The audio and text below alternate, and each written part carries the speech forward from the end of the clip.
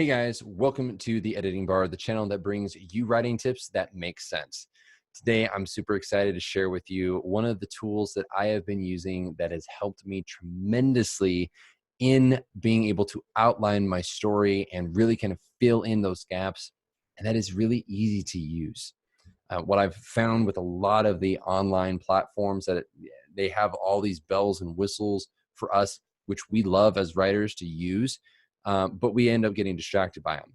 So this program is very easy to use, and I'm going to do a walkthrough of it for you. The only downside is that it has a large file.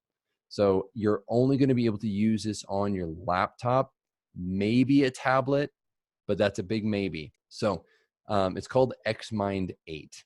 Now, XMIND8 is a mind mapping software tool. So there's a lot of bells and whistles that you can use. Some of them are with the premium version. I don't bother with them.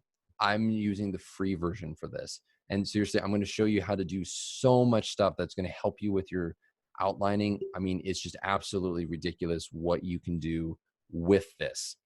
So without any further ado, cue that intro and I will see you inside.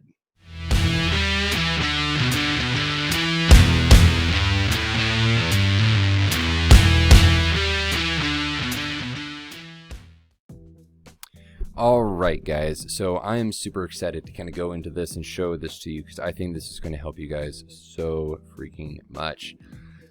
To start off with, this is what the opening screen looks like once you've downloaded the software. Like I said, it is a big file, so just keep that in mind. Now then, the first thing you want to do is you want to click on the blank map. That is going to open it up to actually into the creative mode, and it's going to add your central topic. You'll see that you have lots of little shiny buttons all over the place, but for now we're going to keep it simple. We're not going to do all of the crazy things. It's going to be really sticking to the simplicity of what this is. It's non-clutter. It allows you to kind of focus in on what your main objective is, which is outlining your novel. Okay, so you can have many different topics. If you click on it and hit enter, it's going to branch off into a main topic. This central topic does not change, but you create other little mini topics. Now, when it comes to the map, the method that I prefer is located over here on the right hand side of the screen in the format of the paintbrush. So the first one is the structure. That's how the map looks. So I prefer organizational chart up to down. And then when I click on central topic and I hit enter, that is going to add all of my main topics.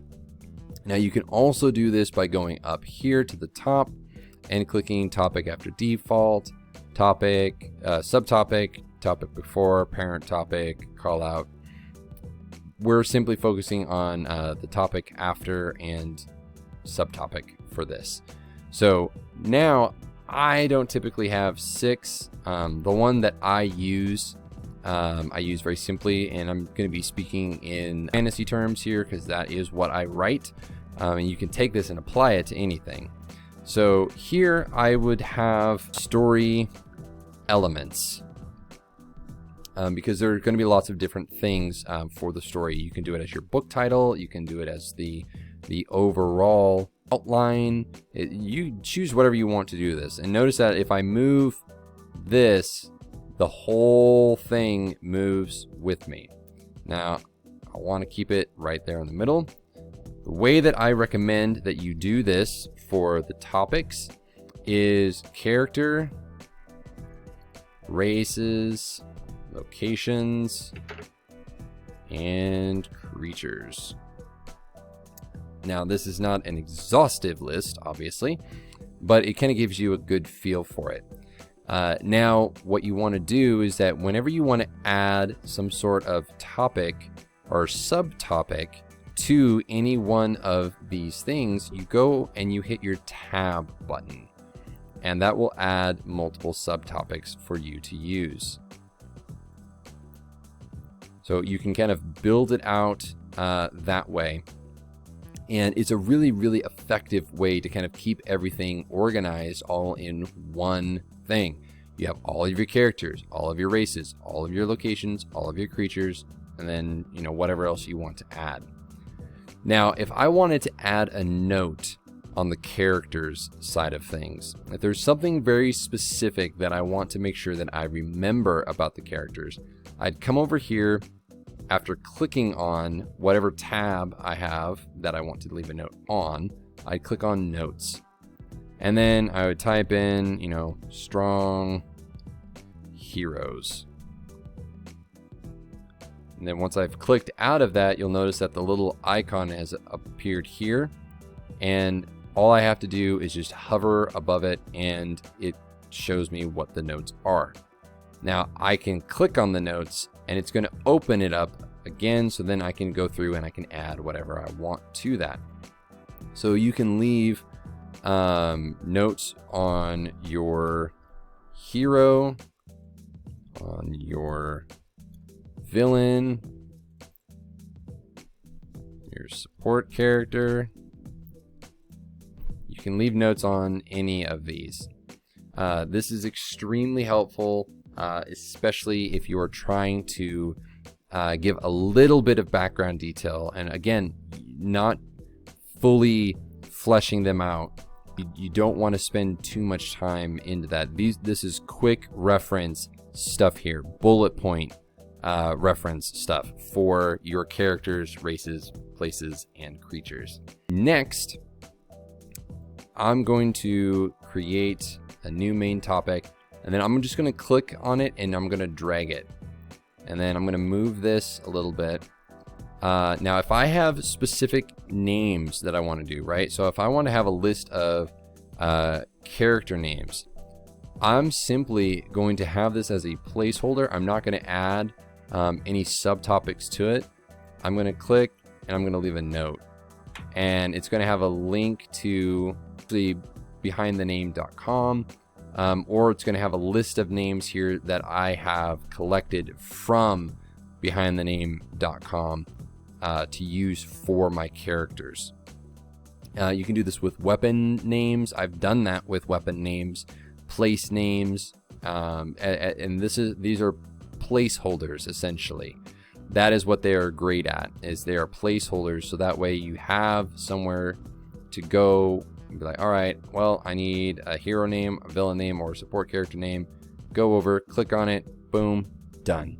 Next thing that I want to show you here is I'm going to create another topic, drag this over here.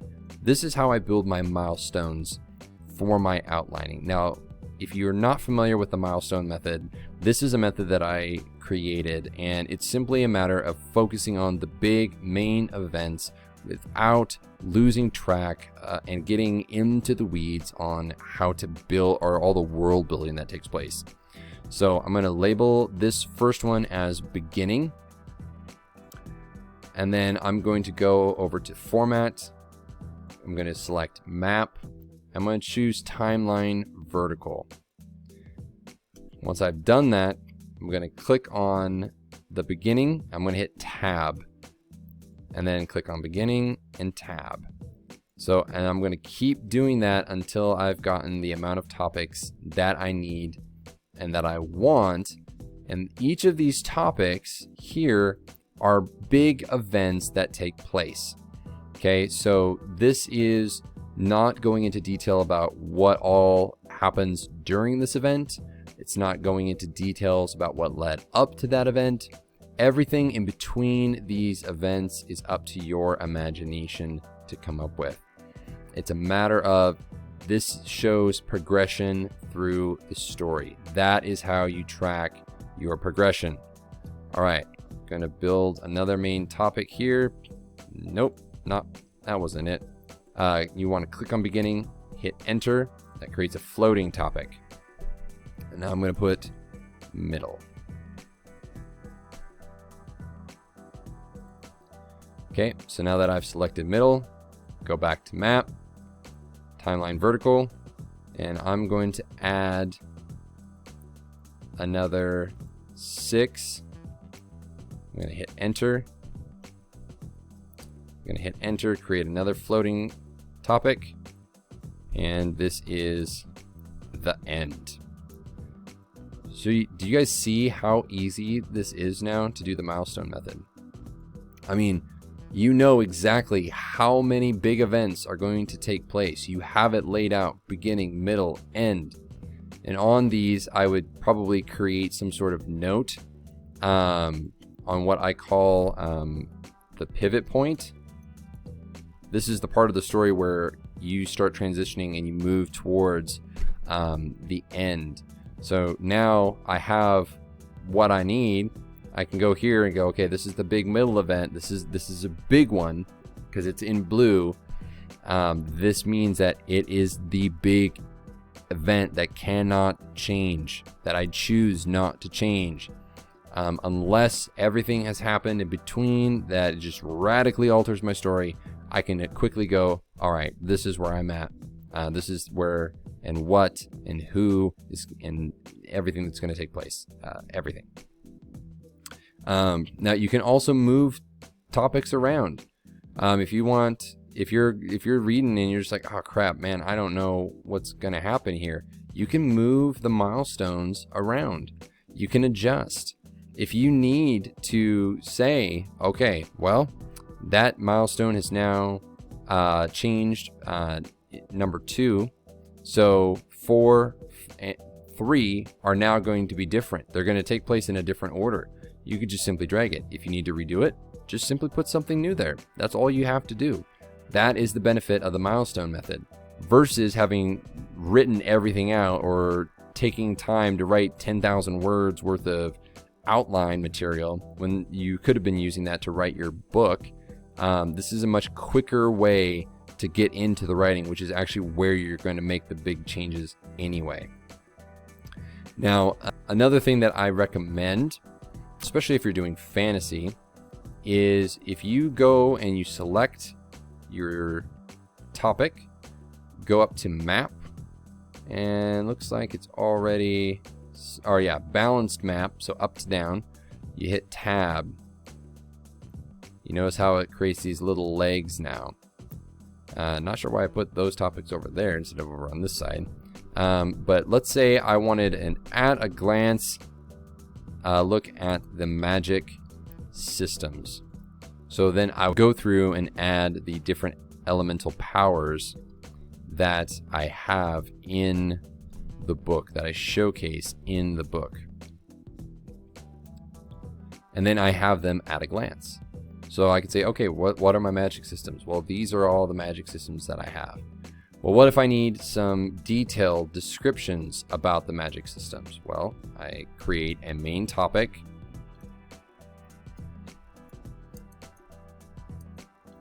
And simply, maybe, create a tab, go over here to map. For this one, I would choose tree chart right. So when I tab down on this, it's going to create those subtopics